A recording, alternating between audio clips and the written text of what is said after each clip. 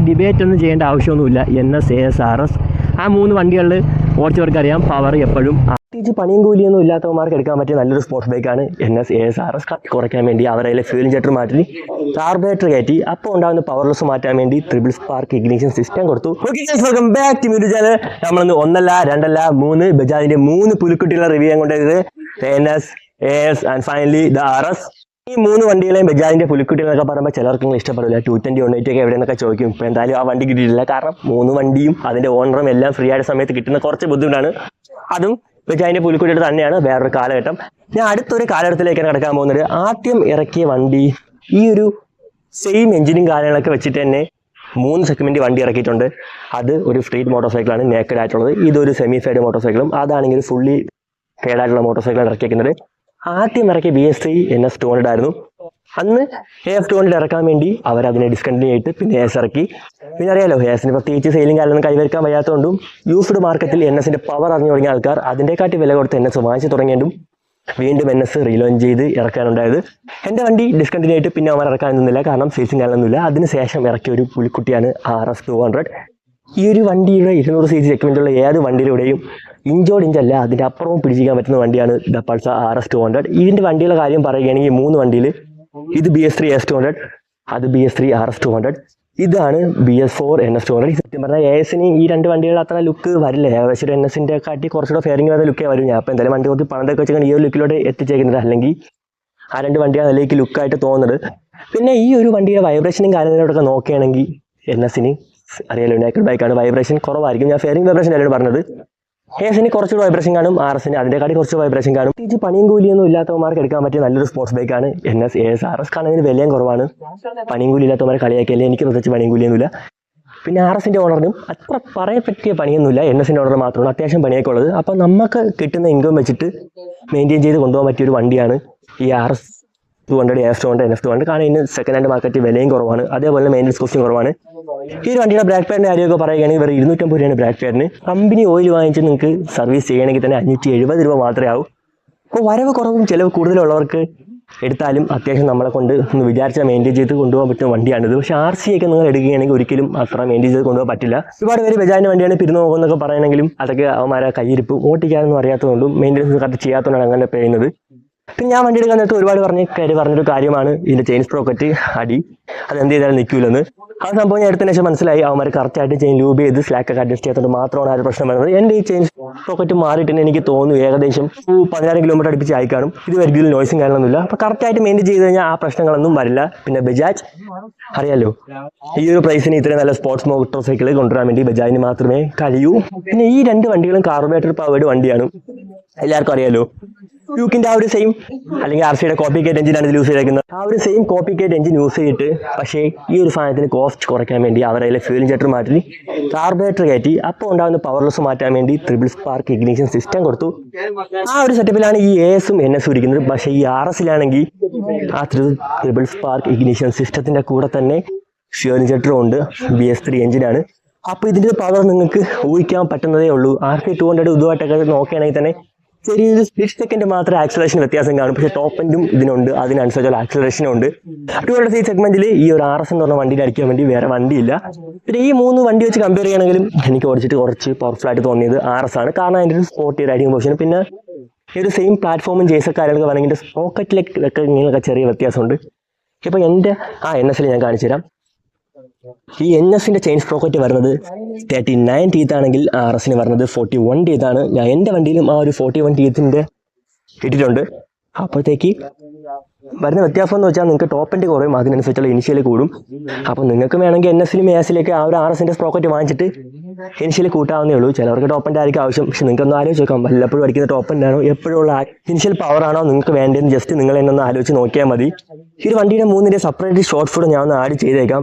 പിന്നെ ഈ 3 വണ്ടി നോക്കുകയാണെങ്കിൽ എൻ്റെ വണ്ടിയുടെ ഗ്രൗണ്ട് ക്ലിയറൻസ് കുറച്ച് കൂടുതലായിട്ട് നിങ്ങൾക്ക് തോന്നും. കാരണം ഞാൻ വണ്ടിയുടെ ഹൈറ്റ് കുറച്ചൊന്ന് കൂട്ടിയിട്ടുണ്ട്. ഞാൻ പിന്നെ വെൽഡ് ചെയ്തൊന്നുമല്ല ഹൈറ്റ് കൂട്ടിയത്, ദയവേത് അങ്ങനെയൊന്നും ചെയ്യാതിരിക്കും. RSലൊക്കെ മിക്കുള്ളവന്മാരും ചെയ്യുന്നത് വെൽഡ് ചെയ്താണ് ഹൈറ്റ് കൂടുന്നത്. എനിക്ക് വേണമെങ്കിൽ ഇതേപോലെ എക്സ്പൾസിൻ്റെ മോണോഷോക്കൊക്കെ സെറ്റ് ചെയ്ത് വണ്ടിയുടെ ഹൈറ്റ് നല്ലതായിട്ട് കൂട്ടാൻ പറ്റും. ബാക്കിൽ നോക്കി അറിയാൻ പറ്റും എന്തുമാത്രം ഹൈറ്റ് ഡിഫറൻസ് ഉണ്ടെന്ന്. അപ്പോൾ ഹൈറ്റ് കൂട്ടിക്കഴിഞ്ഞാൽ പ്രശ്നമെന്ന് വെച്ചാൽ നമ്മുടെ ഹൈ സ്പീഡ് സ്റ്റെബിലിറ്റീനൊക്കെ അത് അഫക്റ്റ് ചെയ്യും. പക്ഷേ ഇതാണ് സേഫായിട്ട് പൊക്കാൻ പറ്റിയ ഒരു വഴി. വെൽഡൊക്കെ ചെയ്ത് നോക്കി കഴിഞ്ഞാൽ മൂക്കും കുത്തി എവിടെയെങ്കിലും കിടന്ന് ആള് വടിയാവും. വണ്ടികളെയും എത്ര കിലോമീറ്റർ ഓടിയെന്നൊക്കെ പറയുകയാണെങ്കിൽ ഈ ഒരു BS3 RS ഓടിയത് 62,000 കിലോമീറ്റർ, ഈ BS3 AS ഓടിയത് 63,000 കിലോമീറ്റർ, ആ BS4 NS കൊണ്ട് ഓടിയ ദൂരം 85,000-6,000 കിലോമീറ്റർ ഓടിയിട്ടുണ്ട്. ഇത് നല്ല രീതിക്ക് ലോങ്ങും ഡെയിലി യൂസിനൊക്കെ എടുക്കുന്ന വണ്ടിയാണ്. എൻ്റെ വണ്ടിയൊക്കെ കോളേജിൽ പോകുന്ന സമയത്ത് മാത്രമേ ലോങ് ആയിട്ട് ഓടാറൊക്കെ ഉണ്ടായിരുന്നുള്ളൂ. ഇപ്പം അങ്ങനെ വലിയ ഓട്ടമൊന്നുമില്ല, ചുമ്മാ വീട്ടിലിരിക്കും. അല്ലറ ചെറിയ ഓട്ടങ്ങൾക്ക് മാത്രമേ പോകാറുള്ളൂ. പിന്നെ ഈ ഒരു വണ്ടിയുടെ മൈലേജും കാര്യങ്ങളൊക്കെ നോക്കുകയാണെങ്കിൽ ആ ഒരു NSന് 45 കിട്ടും, ഇതിന് 40-45 റേഞ്ച് കിട്ടും, എനിക്കും ഒരു 38-40 അകത്തൊക്കെ കിട്ടും. പിന്നെ ഹൈവേയിലൊക്കെ കയറണമെങ്കിൽ ഞാൻ ടെസ്റ്റ് ചെയ്തപ്പോൾ 53 കിലോമീറ്ററൊക്കെ എനിക്ക് മൈലേജ് കിട്ടിയിട്ടുണ്ട്. അത് ഹൈവേയിൽ സ്ട്രെയിറ്റ് റോഡിൽ 6 ഗിയറും മാറി പോയപ്പോഴാണ് തോന്നുന്നു. അതിൻ്റെ വീഡിയോ ഇങ്ങനെ ചാനൽ ഇട്ടിട്ടുണ്ട്. ഞാൻ നേരത്തെ ഒരു എക്സ്പൾസിൻ്റെ സ്റ്റോക്കിൻ്റെ കാര്യം നേരത്തെ പറഞ്ഞല്ലോ, അത് ഞാൻ ചുമ്മാ അടുത്ത് പറഞ്ഞില്ല, എനിക്ക് അതിന് മുമ്പ് ഒരു വീഡിയോ ഇട്ടുണ്ട്. അതിലൂടെ കുറച്ച് വ്യൂസ് കൊണ്ടുവരാൻ വേണ്ടി മാത്രമാണ് പറഞ്ഞത്. ഈ ഒരു സാധനം സെറ്റ് ചെയ്ത് ഹൈറ്റ് അതിലേക്ക് കൂടാൻ പറ്റും. അപ്പോൾ അത്യാവശ്യം ഹൈറ്റൊക്കെ ഉള്ളവർക്കും കുറച്ച് ഗ്രൗണ്ട് ക്ലിയറൻസ് കൂടാനൊക്കെ ഉള്ളവർക്കും ഈ ഒരു സാധനം സെറ്റ് ചെയ്യാം. ഹൈ സ്പീഡ് സ്റ്റെബിലിറ്റി അത് ബാധിക്കും. ഞാൻ ഒരു 100+ കിലോമീറ്ററൊക്കെ പോയപ്പോൾ വലിയ കുഴപ്പമൊന്നുമില്ല. അതിൽ പ്ലസ് ഒക്കെ പോയി കഴിഞ്ഞാൽ സ്റ്റെബിലിറ്റി ചെറിയൊരു ഇഷ്യൂ ആവും. കാരണം ഹൈറ്റ് കൂടുമ്പോഴത്തേക്ക് ഡയറക്ഷൻസ് പെട്ടെന്ന് ചേഞ്ച് ആവും. ചെറിയ രീതിക്ക് കാറ്റൊക്കെ അടിച്ചാലും നമ്മുടെ വണ്ടി കയ്യിൽ നിന്ന് പോകും. അപ്പം ഞാൻ അത്ര ഒരു സ്പീഡിനെ പൊളപ്പിച്ച് ഓടിക്കാത്തതുകൊണ്ട് എനിക്ക് വലിയ പ്രശ്നമായിട്ട് തോന്നില്ല. അതുകൊണ്ട് ചെയ്യണമെങ്കിൽ അതൊക്കെ ആലോചിച്ചിട്ട് മാത്രം ചെയ്യുക.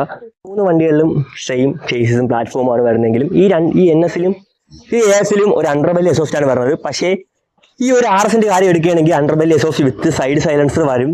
സൈലൻസർ വരുമെന്നല്ല, വരണം. ഇപ്പം എന്തായാലും ഇതിൽ ആ ഒരു സാധനം വെച്ചിട്ടില്ല. പിന്നെ നിങ്ങൾ ഈ ഗോൾഡൻ BS3 എഞ്ചിൻ എന്നൊക്കെ കേട്ടാലും ഇതാണ് ആ ഒരു BS3 ഗോൾഡൻ എഞ്ചിൻ. ഈ വണ്ടിയിലും ആ വണ്ടിയിൽ നിങ്ങൾക്ക് കാണാൻ പറ്റും ആ ഒരു BS3 ഗോൾഡൻ എഞ്ചിൻ. നിങ്ങൾക്ക് ഇത് ഒന്നുകൂടെ എടുക്കാം. ആ ഒരു അസ്ഥികൂടത്തിൻ്റെ സെറ്റപ്പൊക്കെ വരണം. ഇതാണ് ആ BS3 ഗോൾഡൻ എഞ്ചിൻ. വന്നില്ലേ, ഇപ്പോൾ സാധനം സെറ്റ് ആയിട്ടുണ്ട്. ഇതിന് നമ്മൾ എങ്ങനെ മൈലേജ് മാത്രം നോക്കി എടുത്തിട്ട് കാര്യമില്ല. കാരണം ഇപ്പോൾ V4 MT കാര്യമൊക്കെ നിങ്ങൾ എടുക്കുകയാണെങ്കിൽ തന്നെ അതിന് മൈലേജ് ഉണ്ട്. ആ മൈലേജ് ഒരിക്കലും ഒരാൾ മൈലേജ് നോക്കി വണ്ടി എടുക്കുന്നത് നമ്മളെ ഫ്യൂൽ എഫിഷ്യൻസി ഒക്കെ കൂട്ടി നാടിന് രക്ഷിക്കാനൊന്നും ആയിരിക്കില്ല. കോസ്റ്റ് കുറച്ച് വണ്ടി മെയിൻറ്റെയിൻ ചെയ്യാനായിരിക്കും. അപ്പോൾ മൈലേജ് മാത്രം നോക്കിയിട്ട് കാര്യമില്ല, അതിൻ്റെ മെയിൻ്റെനൻസ് കോസ്റ്റ് നമ്മൾ നോക്കണം. ഈ ഒരു വണ്ടിക്ക് ഒരു 35-40 മൈലേജ് ഒക്കെ കിട്ടിയാലും ലാഭമാണ്. കാരണം ഇതിൻ്റെയൊക്കെ ബ്രേക്ക് പാഡിന് കമ്പനി ബ്രേക്ക് പാഡിന് 250 രൂപ അടിച്ച് മാത്രമേ വരുന്നുള്ളൂ.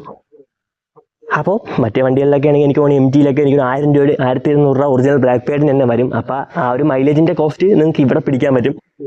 പിന്നെ അതിനെല്ലാവരും പറയുന്നത് പവർ കുറച്ച് കുറവാണെങ്കിലും മൈലേജ് ഉണ്ടെന്നാണ്. പക്ഷേ ഇതിന് പവറും ഉണ്ട്. ആ ഒരു മൈലേജിൻ്റെ പൈസ നിങ്ങൾക്ക് മെയിൻ്റെനൻസ് കോസ്റ്റിൽ ഉറപ്പായിട്ടും പിടിക്കാൻ പറ്റിയൊരു കാര്യമാണ് ആ ഒരു സംഭവം. പിന്നെ BS3 വണ്ടികളിലൊക്കെ നിങ്ങൾ ഫേസ് ചെയ്യുന്ന ഒരു ഇഷ്യൂ ആയിരിക്കും ഈ ഒരു ഫുഡ് പെഡലിൻ്റെ പൊസിഷൻ. അത് കുറച്ചൊന്ന് നല്ല രീതിക്ക് പൊങ്ങിയായിരിക്കും ഇരിക്കുന്നത്. അപ്പോൾ നമ്മൾ ലോങ് പോകാൻ നേരത്തായാലും കാല് വെച്ച് ഓടിക്കത്തില്ല, എടുത്ത് വെച്ച് ഓടിക്കാൻ കുറച്ച് ബുദ്ധിമുട്ടായിരിക്കും. അപ്പോൾ ഞാൻ എന്തായാലും അതഴിച്ച് ഇവിടുത്തെ പ്ലേ അഡ്ജസ്റ്റ് ചെയ്ത് താത്തിട്ടുണ്ട്. ഈ ഒരു കാര്യം എനിക്ക് ഓർമ്മ വന്നത് എപ്പോഴെന്ന് വെച്ചാൽ ഞാൻ ഒരു NS ഓടിച്ചപ്പോഴാണ് ഇതിൻ്റെ ഒരു ഫുഡ് പെഡലിൻ്റെ പൊസിഷൻ നല്ല രീതിക്ക് പൊങ്ങിയാനിരിക്കുന്നത്. അത് സ്ഥിരം ഓടിച്ച് ഇങ്ങേർക്ക് ഇത് സെറ്റായി. പക്ഷേ എനിക്ക് ഇത് ഓടിക്കാൻ വേണ്ടി നല്ല രീതിക്ക് ബുദ്ധിമുട്ടുണ്ട്. പിന്നെ ഈ ഒരു കൂളൻ ടാങ്കും ഇതിൻ്റെ ഏകദേശം അതാകുതായിട്ടുണ്ട്, അത് മാറണം. പിന്നെ ഈ 3 വണ്ടിയുടെ കാര്യമൊക്കെ പറയുകയാണെങ്കിൽ ആ ഒരു വണ്ടിക്ക് പറ്റിയൊന്നും കിട്ടിയിട്ടില്ല. ഈ വണ്ടിക്ക് കുറേ പറ്റിയിട്ടുണ്ട്. എനിക്കും ഹെൽമെറ്റിൻ്റെ ഫൈനൊക്കെ ഒരുപാട് കിട്ടിയിട്ടുണ്ട്. പിന്നെ ഇതിൽ ഞാൻ ഇപ്പോൾ ഹെഡ്ലൈറ്റിൻ്റെ വെട്ടം കുറച്ച് കൂട്ടാൻ വേണ്ടി LED ലൈറ്റായിട്ട് ഇത് കൺവേർട്ട് ചെയ്തിട്ടുണ്ട്. ഇതിലൊക്കെ നോർമൽ സ്റ്റോക്ക് ലൈറ്റിംഗ് അതൊക്കെ വന്നേക്കുന്നത്. ഈ ഒരു NS പക്ക സ്റ്റോക്ക് വണ്ടിയാണ്. ജസ്റ്റ് ഹഗ്ഗർ റിമൂവ് ചെയ്ത് മിറർ മാത്രമേ റിമൂവ് ചെയ്തിട്ടുള്ളൂ. പിന്നെ വൈബ്രേഷൻ ഞാൻ നേരത്തെ പറഞ്ഞല്ലോ, ചെറിയ തിരുത്തുണ്ട്. വണ്ടി നമ്മൾ നോക്കണ അനുസരിച്ചിരിക്കും വൈബ്രേഷൻ. കാരണം ഇപ്പം ഞാൻ ഓട്ടിച്ചതിന് ഈ ഒരു NSന് നല്ല രീതിക്ക് വൈബ്രേഷൻ ഉണ്ട്. എനിക്ക് തോന്നുന്നു ഈ ഒരു ക്രൗൺ വൈസറിൻ്റെ അവിടെ നിന്നാണ് തോന്നുന്നു ഇത്രയും വൈബ്രേഷൻ വരുന്നത്. പിന്നെ ഈ 3 വണ്ടിക്ക് ഒരു പ്രത്യേകത ഉണ്ട്. എൻ്റെ വണ്ടിയിലും ഈ NSലും എല്ലാം RSൻ്റെ സ്വിച്ച് വെച്ചിട്ടുണ്ട്. അപ്പോൾ ഇങ്ങനെ വയ്ക്കാൻ നിങ്ങൾക്ക് ഇൻഡിക്കേറ്റർ ഇടാൻ വേണ്ടി കുറച്ചുകൂടെ കംഫർട്ടായിട്ടിരിക്കും. ഇപ്പോൾ ഇതിലൊരു വണ്ടിയിലും NSൻ്റെ സ്വിച്ചസ് കറൻലി ഇല്ല. പിന്നെ ഈ ഒരു വണ്ടിയുടെ മീറ്റർ കോൺസെൻട്രേഷൻ ലുക്കാണ് ഇത്. നേക്കഡ് ബൈക്കിൻ്റെത് ഇതാണ്. ഫുള്ളി ഫെയ്ഡ് ബൈക്കിൻ്റെ ലുക്ക് ഇതാണ്. സെമി ഫെയ്ഡ് ബൈക്കിൻ്റെ ലുക്ക്. അപ്പോൾ ഈ ഒരു എൻ്റെ വണ്ടിയിലും ആ മിറർ ഹാൻഡിലാണ് പറഞ്ഞത്. ഞാൻ ചേഞ്ച് ചെയ്ത് കിറ്റിലോട്ട് ആക്കിയിട്ടുണ്ട്. അതിൻ്റെയൊക്കെ വീഡിയോ എൻ്റെ ചാനലിലുണ്ട്, ബട്ടൺ കയറി നോക്കിയാൽ മതി. പിന്നെ ഈ 3 വണ്ടിയിലും പ്രത്യേകിച്ച് ഒരുപാട് നാളും പറയുന്നുണ്ട് ഗിയർ പൊസിഷൻ ഇൻഡിക്കേറ്ററും കാര്യമൊന്നും വരുന്നില്ല. പിന്നെ ഈ ഒരു ബാക്ക് ടെയിൽ കാണാൻ ലെസ്സോണും ഷെല്ലാണോ പറ്റിയിട്ട് മറ്റേ സ്റ്റേജ് ചെയ്തിടണമെങ്കിൽ കയറ്റി വയ്ക്കും. പിന്നെ ഇതിലും ഈ 2 വണ്ടിയിലും ബാക്കിൽ ചെറിയ ടയറാണ് ഇട്ടേക്കുന്നത്. പ്രത്യേകിച്ച് ടയർ അപ്ഡേറ്റ് ചെയ്യുന്നത് നിങ്ങൾക്ക് ലാഭമൊന്നും വരാൻ പാടില്ല, മൈലേജ് കുറയും. ബാക്ക് പാഡൊക്കെ പെട്ടെന്ന് തരും, ചേസ്കൊക്കെ പെട്ടെന്ന് പോകും, കഷ്ടങ്ങൾ മാത്രം. പക്ഷേ ലുക്കിന് വേണ്ടി മാത്രം അപ്സൈസ് ചെയ്യാം. അപ്സൈസ് ചെയ്യണമെങ്കിൽ 150, 200 180, 200 മാച്ചിട്ടായിരിക്കും. ഞാൻ എൻ്റെ 150 വരെ ഇട്ടിട്ടുള്ളൂ. അതിൽ കൂടുതലൊക്കെ അപ്സൈസ് ചെയ്യേണ്ട ആവശ്യമുണ്ടെന്ന് എനിക്ക് തോന്നില്ല. അപ്പം തന്നെ അത്യാവശ്യം നൈസ് ലുക്ക് വരും. പിന്നെ എൻ്റെ വണ്ടിയിലും RSൻ്റെ സ്പ്രോക്കറ്റ് ആയിട്ടേക്കുന്നത്. ആ 2 വണ്ടിയിലും RSൻ്റെ 41 ടീത്തിൻ്റെ സ്പ്രോക്കറ്റും, ഈ ഒരു വണ്ടിയിൽ മാത്രം 39 ടീത്തിൻ്റെ സ്റ്റോക്ക് സ്പ്രോക്കറ്റ് ആയിട്ടേക്കുന്നത്. ഈ ഒരു സസ്പെൻഷൻ്റെ ഹൈറ്റിൻ്റെ വ്യത്യാസം ഞാൻ 3 വണ്ടിയിലും കാണിച്ചു തരാം. ഇത് രണ്ടിലും സ്റ്റോക്ക് സസ്പെൻഷനും സ്റ്റോക്കും ഇന്ത്യയിൽ മാത്രം എക്സ്പൾസിൻ്റെ സസ്പെൻഷനാണ് വെച്ചിരിക്കുന്നത്. ആ കാരിയറൊക്കെ വേണമെങ്കിൽ നിങ്ങൾക്ക് ഇതിൽ വാങ്ങിച്ച് വെക്കാം. പക്ഷേ ഈ NSലെ നേക്കഡ് സ്പോർട്സ് ആയതുകൊണ്ട് ഇതിൽ ഒരു ഡിസ്കവറിൻ്റെ ഗ്രാബ് വെക്കുന്നതായിരിക്കും എന്തുകൊണ്ട് ബെറ്റർ. അപ്പോൾ ഞാൻ തൽക്കാലത്തേക്ക് എല്ലാം ഫോണിലാണ് എടുത്തിട്ടുള്ളത്. കാരണം നോർമൽ ഷോട്ട്സൊക്കെ ഫോണിൽ എടുത്താലേ കുറച്ച് ഡീറ്റെയിൽ ആയിട്ട് കിട്ടും. പിന്നെ 360 ക്യാമറ ഞാൻ അവിടെ ഹെൽമെറ്റ് കാണാൻ പറ്റുന്നുണ്ട് അവിടെ വെച്ചിട്ടുണ്ട്. അത് വെച്ച് എടുക്കുകയാണെങ്കിൽ എഡിറ്റിംഗ് പോസ്റ്റ് പ്രൊഡക്ഷൻ ടൈം കുറച്ച് കൂടുതലായിരിക്കും. ഫ്രെയിം ചെയ്തെടുക്കണം. പിന്നെ ഫ്രെയിം ചെയ്തെടുക്കുമ്പോഴത്തേക്ക് ക്ലാരിറ്റി കുറച്ച് കുറയും. പിന്നെ എഡിറ്റ് ചെയ്യാനും എളുപ്പമായിട്ട് ഞാൻ ഇപ്പോൾ തൽക്കാലം റണ്ണിങ് ഷോട്ട് മാത്രമേ ഇതിലെടുക്കൂ. റൈഡ് റിവ്യൂ ഞാൻ എന്തായാലും ഇടും ഇതിൻ്റെ കൂടെ തന്നെ. അപ്പോൾ അതിൽ ASൻ്റെ റൈഡ് റിവ്യൂ ഞാൻ ഇടില്ല. കാരണം അതെൻ്റെ ചാനൽ തന്നെ ഒരുപാട് ഞാൻ ഇട്ടിട്ടുണ്ട്. പിന്നെ ഹൈറ്റും കാര്യങ്ങളൊക്കെ കൂട്ടിയുണ്ട് സ്റ്റോക്ക് വണ്ടിയുടെ അത്ര ആ ഒരു സംഭവം ഇതിൽ ഉറപ്പായിട്ടും കിട്ടില്ല. കാരണം ഒരുപാട് ചേഞ്ചസ് ഉണ്ടാവും. ആ ഒരു വണ്ടിയും സ്റ്റോക്ക് റൈഡിംഗ് മെഷീൻ കാര്യങ്ങളൊക്കെ ചെയ്യുന്നത്. അപ്പോൾ അതിൻ്റെ മാത്രം റൈഡ് റിവ്യൂ മാത്രമേ ഞാൻ ഇടൂ. ഇതിൻ്റെ ചാനൽ ഒരുപാട് എളുപ്പമുണ്ട്. അപ്പോൾ ഇതിൻ്റെ ഹൈറ്റ് കൂട്ടി കുറച്ച് കാര്യങ്ങൾ ചെയ്തുകൊണ്ട് ഇതിൻ്റെ റൈഡിങ് എർഗോണോമിക്സ് ഒക്കെ കംപ്ലീറ്റ് ആയിട്ട് ചേഞ്ച് ആയിട്ടുണ്ട്. അതുകൊണ്ട് നമുക്ക് ഇതിൻ്റെ ഇട്ടിട്ട് കാര്യമില്ല. ഇതിൻ്റെ രണ്ടിനെയും ഞാൻ ഇട്ടിട്ട് കാണിച്ചു തരാം. അപ്പോൾ നേരത്തെ ഞാൻ എക്സോസ്റ്റ് ഊരി വെച്ചെന്ന് പറഞ്ഞല്ലോ. അതുകൊണ്ട് ഈ വണ്ടിയുടെ സൗണ്ട് കുറച്ച് അപാര സൗണ്ടാണ് വണ്ടിക്ക്. പിന്നെ നോർമൽ RS ഓടിക്കുന്നതിനെക്കാട്ടി ഇത് ഓടിക്കാൻ ചെറിയൊരു വ്യത്യാസമുണ്ട്. കാരണം ഈ വണ്ടി രണ്ട് സൈഡിലോട്ടും വീണ് ചെറിയ വീഴ്ചയാണെന്ന് തോന്നുന്നു. 2 ഹാൻഡിലും ഉള്ളിലോട്ടാണ് ഇരിക്കുന്നത്. അപ്പോൾ എന്തോ കുറച്ചുകൂടെ ഒരു സ്പോർട്ടി പൊസിഷൻ അറ്റൻഡ് ചെയ്യാൻ കഴിഞ്ഞിട്ടുണ്ട്. പിന്നെ ഹെൽമെറ്റിൻ്റെ വൈസറൊക്കെ ഇട്ട് കഴിഞ്ഞാൽ ഈ വണ്ടിയിൽ പ്രത്യേകിച്ച് വൈബ്രേഷൻ ഒന്നും അറിയാനൊന്നും പറ്റില്ല. ജസ്റ്റ് ഡിബേറ്റ് ഒന്നും ചെയ്യേണ്ട ആവശ്യമൊന്നുമില്ല. NS, AS, RS ആ 3 വണ്ടികളിൽ ഓടിച്ചവർക്കറിയാം പവർ എപ്പോഴും RF 200 കാരണം അതിൻ്റെ ഒരു സ്പ്രോക്കറ്റിങ്ങിലൊക്കെ ഉണ്ടായ ചേഞ്ചും പിന്നെ ഈ ഒരു ഫുള്ളി ഫെയ്ഡ് ബൈക്കാണ്ട് എയറോഡൈനാമിക് സ്ട്രക്ചറും കൊണ്ട് ഈ ഒരു വണ്ടി വെച്ച് അടിക്കാൻ പറ്റാത്ത വണ്ടികൾ 200cc സെഗ്മെൻറ്റിൽ വേറെ ഇല്ല. ഇനിഷ്യലി ചിലപ്പോൾ ആർച്ചയൊക്കെ ചെറിയൊരു സ്പ്ലിറ്റ് സെക്കൻഡ് മാത്രമേ വ്യത്യാസം കാണൂ. ഇതിൻ്റെ ബാക്ക് ബ്രേക്ക് കുറച്ച് കുറവാണെന്ന് മനസ്സിലായി.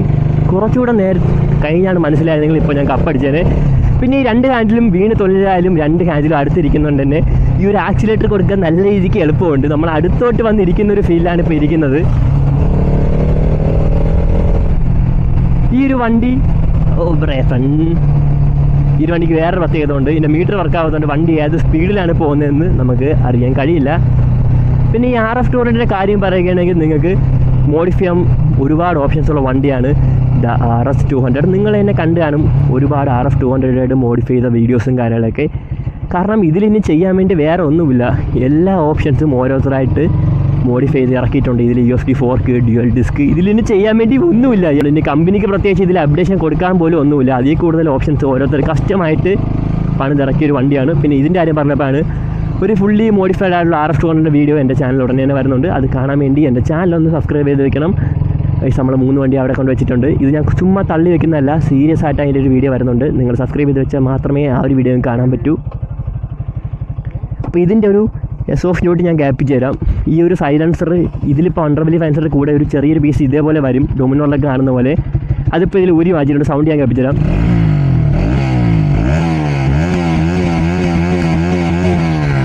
ഇതിൻ്റെ സൗണ്ടും അതിഭീകരമായ സൗണ്ടുണ്ട് വണ്ടിക്ക്. അപ്പോൾ ഇനി നമുക്ക് നമ്മുടെ NSൻ്റെ റൈഡ് റിവ്യൂ എടുക്കാം.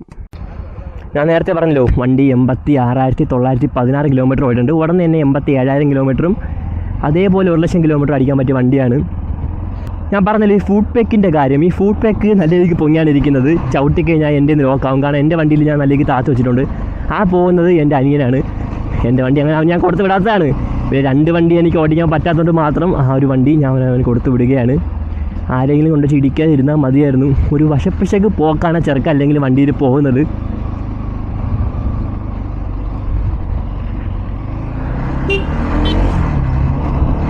ഞാൻ നേരത്തെ പറഞ്ഞല്ലോ വൈബ്രേഷൻ്റെ കാര്യം. അത് നമ്മൾ വണ്ടി നോക്കുന്നതനുസരിച്ചിരിക്കും. ഈ ഒരു വണ്ടിയിൽ നല്ല രീതിക്ക് വൈബ്രേഷൻ ഉണ്ട്.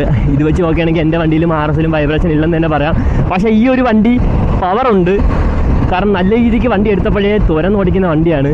എൻ്റെ വണ്ടിയുടെ കാട്ടി കുറച്ചുകൂടെ പവർ ഫീൽ ചെയ്യുന്നുണ്ട്. പക്ഷേ RSൻ്റെ അത്ര ഒരു പവർ ഫീൽ ചെയ്യുന്നില്ല. ഈ ഒരു വൈബ്രേഷനും കാര്യങ്ങളൊക്കെ ഉള്ളതുകൊണ്ടായിരിക്കും ചിലപ്പോൾ വണ്ടി കുറച്ചുകൂടെ ഒരു പവറായിട്ട് തോന്നുന്നത്.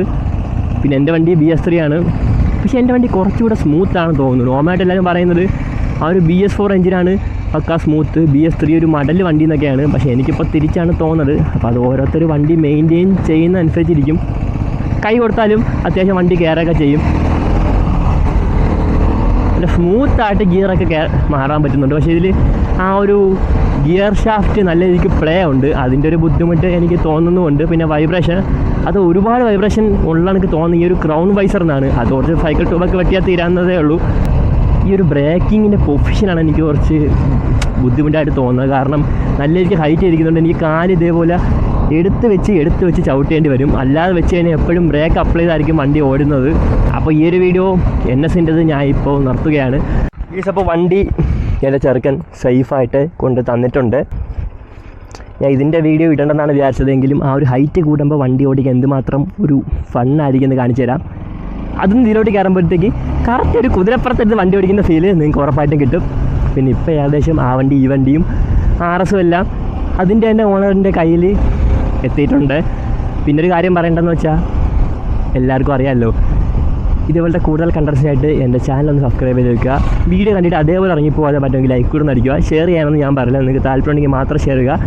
നിങ്ങൾക്ക് എന്തെങ്കിലും ഡൗട്ടും കാര്യങ്ങളൊക്കെ ഉണ്ടെങ്കിൽ എൻ്റെ കമൻസിലൂടെ എൻ്റെ ഇൻസ്റ്റാഗ്രാമിൽ കൂടെ എന്നെ കോൺടാക്റ്റ് ചെയ്യാവുന്നതാണ്. അതിൻ്റെ ലിങ്കുകളൊക്കെ എൻ്റെ അക്കൗണ്ട് ബയോയിൽ തന്നെ ഞാൻ കൊടുത്തിട്ടുമുണ്ട്. പിന്നെ ഞാൻ നേരത്തെ പറഞ്ഞ എക്സ്പൾസിൻ്റെ ഷോക്ക് വെക്കുന്ന വീഡിയോയും ആ ഒരു സെക്കൻഡറി മീറ്റർ വയ്ക്കുന്ന വീഡിയോയും ഇത് ചെയ്യാനുള്ള എല്ലാ മോഡിഫിക്കേഷനും എൻ്റെ ചാനൽ തന്നെ ഇട്ടിട്ടുണ്ട്. അപ്പോൾ ഒന്ന് കയറി നോക്കിയാൽ മതി. അപ്പോൾ പുതിയൊരു വീഡിയോ കാണുന്നവരെ ബൈ.